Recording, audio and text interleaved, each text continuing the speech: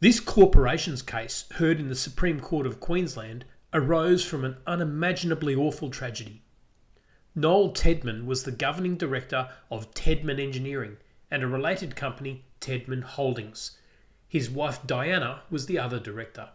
They were the only shareholders. On the 17th of February 1967, the Tedmans were involved in a car accident. Diana died immediately, and Noel died 7 hours later. Devastatingly, their 3 children were in the car. 2 children died in the accident, and the third, just 3 years of age, survived.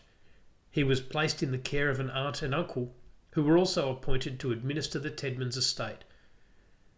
The articles of incorporation of each company required the approval of the directors of the transfer by the legal personal representative of a deceased shareholder's shares to the person beneficially entitled thereto under his will. So if a shareholder died, the directors had to agree to the transfer of the shareholder's shares to their beneficiary. In this case, both shareholders had died. Both directors had died. It was clear that the shares should be held in trust for the surviving child, but how was this to be accomplished? In the end, the court used a number of provisions of the old Queensland Companies Act to find a common sense way to appoint the executors and the Queensland trustee as directors of the company.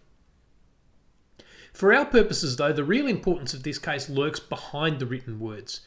In fact, the most important aspect of this case is barely mentioned at all.